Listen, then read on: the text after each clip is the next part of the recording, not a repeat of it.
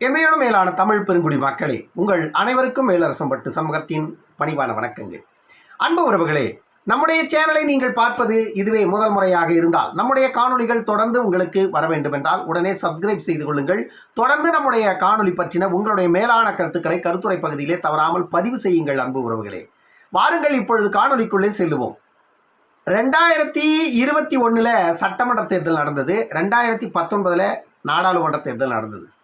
ரெண்டு தேர்தலையும் திமுக தலைவர் ஸ்டாலின், அவருடைய மகன் கருணாநிதியோட குடும்ப வாரிசு மு.க. ஸ்டாலினுடைய அடுத்த வாரிசு உதயநிதி ஸ்டாலின், இவங்க ரெண்டு பேருமே மாறி மாறி வந்துட்டு 2019 2021 உங்ககிட்ட ஓட்டு கேட்டாங்க. நீங்களும் போட்டீங்க. அவங்களே பாராளுமன்றத்துக்கு 38 பேர் அனுப்பிச்சிங்க.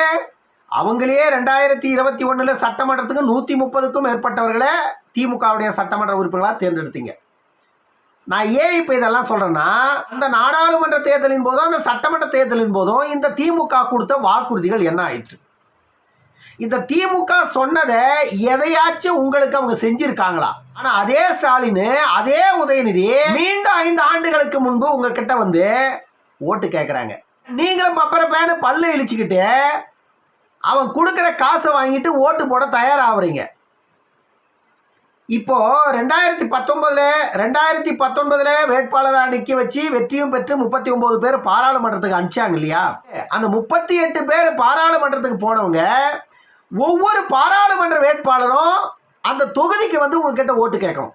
நான் இந்த தொகுதிக்காக இவ்வளவு நலத்திட்டங்களை செய்திருக்கிறேன், மீண்டும் எனக்கு வாக்களிங்கன்னு ஒருவேளை அதே வேட்பாளர் களத்தில் இருந்து அவரே கேட்கலாம். அப்படி இல்லைன்னா மாற்று வேட்பாளர்களை போட்டு இருந்தா அந்த மாற்று வேட்பாளர்களுக்கு இந்த சிட்டிங் எம்பி வந்துட்டு வாக்கு சேகரிக்கலாம். ஏன்னா நான் இந்த தொகுதிக்காக இவ்வளவு நலத்திட்டங்களை செய்திருக்கிறேன், மீண்டும் இந்த தொகுதிக்கு பல திட்டங்கள் தேவை இருக்கிறது, அதை செய்வதற்கு மீண்டும் நம்முடைய கட்சியின் வேட்பாளர் இவருக்கு வாய்ப்பு கொடுங்க அந்த முன்னாள் நாடாளுமன்ற உறுப்பினர் கேட்கலாம். ஆனா எந்த நாடாளுமன்ற உறுப்பினர் தான் இதை கேட்கிறாங்களா? வந்து ஸ்டாலின் வந்துட்டு திமுக கட்சி தலைவர், திமுகவுக்கு ஒரு பிரச்சார மேடை போட்டுருவாங்க. லட்சக்கணக்கான மக்களுக்கு பணத்தை கொடுத்து கூட்டத்தை உட்கார வச்சிருவாங்க. அந்த மேடையில நின்றுகிட்டு இவரு கழகத்தின் கதைகளை அவுத்து விடுவாரு. அந்த கழகத்தின் கதைகளை அவுத்து விட்டார்னா 1949 அண்ணா ஆரம்பிச்ச இந்த கழகம் 1971 கருணாநிதி எப்படி ஆட்டைய போட்டாருங்கிறது தொடங்கி 2024 ஜாபர் சாதிக்க வச்சு இவர்கள் எப்படியெல்லாம் ஆட்டைய போட்டுட்டு இருக்காங்க அப்படிங்கிறது வரைக்கும் அந்த கழக லிஸ்டுகளை எல்லாம் இவங்க எடுத்து மக்கள் முன்னாடி சொல்லி ஓட்டு கேட்டாங்கன்னா உண்மையிலே வரவேற்கலாம். இந்த கழகம் மக்களுக்கு செய்திருக்கின்ற அநியாயத்தை எதையுமே சொல்றது இல்ல. மீண்டும் மீண்டும் மக்கள் முன்னாடி போய் அடுக்குமொழி வசனங்களை பேசி திராவிட பொய்களையும் திராவிட புரட்டுகளையும் கொண்டு போய் மக்கள் முன்னாடி சொல்லிக்கிட்டு இருக்கீங்களே, இதையெல்லாம் கேட்டுட்டு அந்த மக்கள் மீண்டும் உங்களுக்கு ஓட்டு போடுவாங்கன்னு நினைக்கிறீங்க? 2019 போட்டாங்க, 2021 போட்டாங்க, தப்பிச்சிட்டீங்க. மு.க. ஸ்டாலின் போயிட்டு தஞ்சாவூர்ல செங்கல்ல தூக்கி காட்டி ஓட்ட வாங்கிட்டாரு. ஆட்சியும் விடியல, தமிழ்நாடு முடியல, ரெண்டும் தொடர்கதையா போயிட்டு இருக்கு. ஏன் சொல்றேன்னா 2014 நடந்த நாடாளுமன்ற தேர்தலில் அதிமுக 37 பாராளுமன்ற உறுப்பினர்களை ஜெயிச்சாங்க. திமுக ஒரே சீட்டு கூட ஜெயிக்கல. பாமக ஒரு சீட்டு ஜெயிச்சது, பாஜக ஒரு சீட்டு ஜெயிச்சது. கன்னியாகுமரியில பொன்னார் ஜெயிச்சாரு, தர்மபுரியில அன்புமணி ராமதாஸ் ஜெயிச்சாரு. இவங்க 2 பேரை தவிர தமிழ்நாட்டில் 37 இடங்கள்ல அதிமுக ஜெயிச்சது.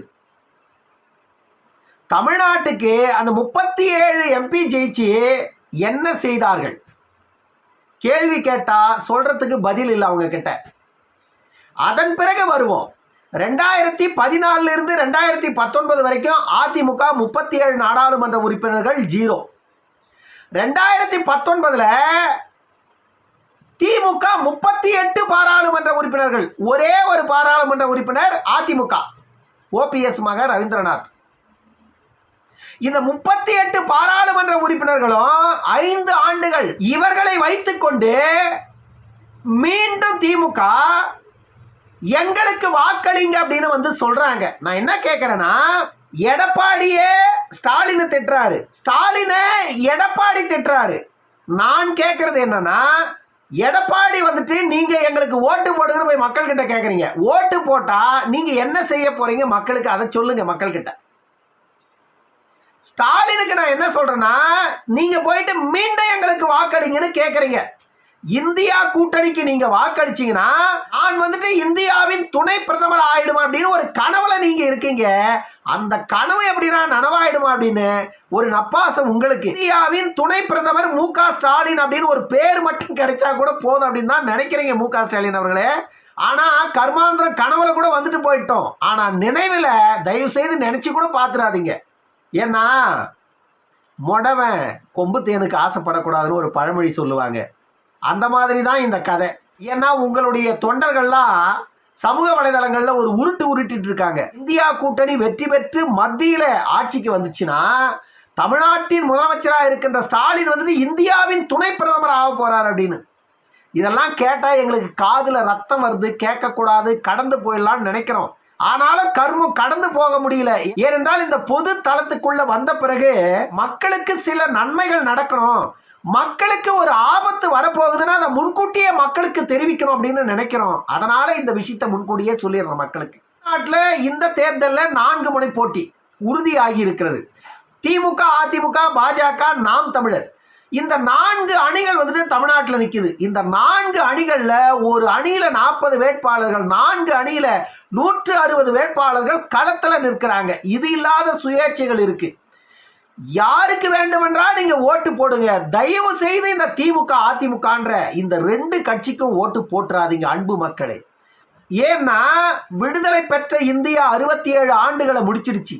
அதற்கு முன்பு நீதி கட்சி ஆட்சி காலத்தில் இருந்து தமிழ்நாடு பல தேர்தல்களை சந்தித்திருக்கிறது. இந்தியாவினுடைய விடுதலைக்கு பிறகு 1967 திமுக ஆட்சிக்கு வந்ததுல இருந்து இன்னைக்கு வரைக்கும் குறைந்தது 55 ஆண்டுகளுக்கும் மேலாக திமுகவும் அதிமுகவும் தான் தமிழ்நாட்டில் மாறி மாறி ஆட்சி செய்யறாங்க.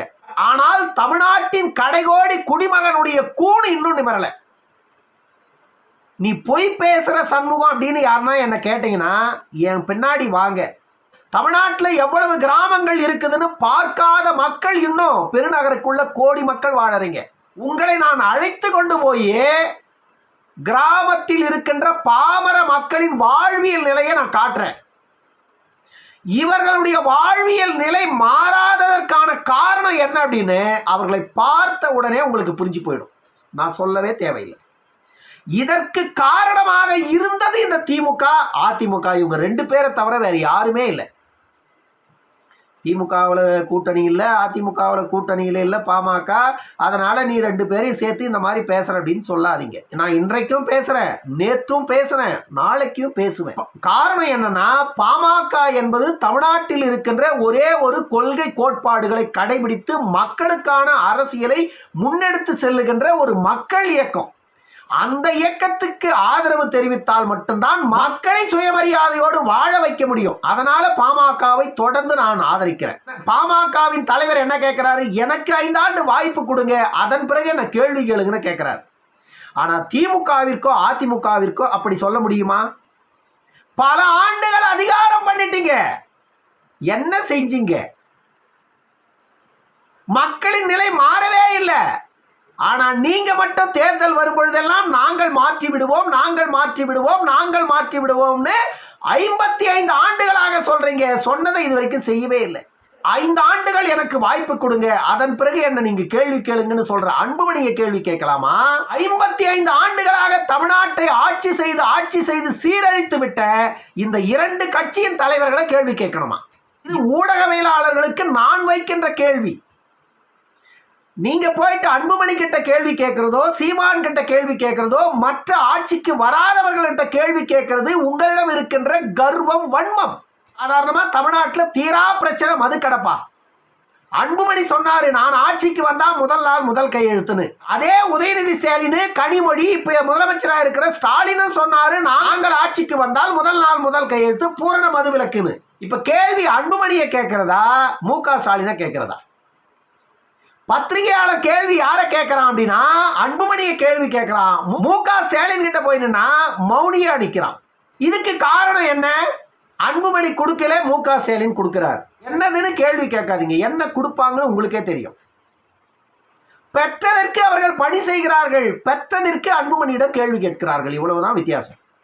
அங்க பெற்றதற்கு அன்புமணியிடம் கேள்வி கேட்கிறார்கள், அங்கே கொடுப்பதற்கு அவர்களிடம் இவர்கள் கேள்வி கேட்பதில்லை. புரியுதா? இப்ப இதுதான் உண்மை. இதையெல்லாம் மக்கள் புரிந்து கொண்டால் தமிழ்நாட்டின் அவசியம் யார்? திமுக என்ற இந்த தீய சக்தியும் அதிமுக என்ற இந்த ஊழல் சக்தியும் தமிழ்நாட்டில் ஒழிக்கப்பட வேண்டிய இயக்கமா இல்லையானுங்க 2024 நாடாளுமன்ற தேர்தலில் மக்களாகிய நீங்கள் முடிவு செய்யுங்க. ஏனென்றால் இது ஜனநாயக நாடு. இந்த நாட்டில் நடக்கின்ற ஆட்சி மக்களுடையது. நடந்து கொண்டிருக்கின்ற ஆட்சி மோடியுடைய ஆட்சி இல்லை. தமிழ்நாட்டில் நடந்து கொண்டிருக்கின்ற ஆட்சி ஸ்டாலினுடைய ஆட்சி இல்லை. இங்கு நடந்து கொண்டிருக்கின்ற ஆட்சி தமிழக மக்களின் ஆட்சி, அங்கு நடந்து கொண்டிருக்கின்ற ஆட்சி இந்திய மக்களின் ஆட்சி. இதுதான். இதையெல்லாம் புரிந்து கொள்ள மக்களுக்கு இன்னும் எத்தனை ஆண்டுகள் வேண்டும்னு தெரியல. இதற்கெல்லாம் வெகு விரைவில் விடிவு கிடைக்கும்னு நாம் எதிர்பார்த்து காத்திருக்கிறோம். மக்களாகிய உங்கள் மீது நம்பிக்கை கொண்டு இன்னொரு காணொலியில் சந்திக்கும் வரை உங்களிடமிருந்து விடைபெற்றுக் கொள்வது மேலரசம்பட்டு சண்முகம். நன்றி, வணக்கம் அன்பு உறவுகளே.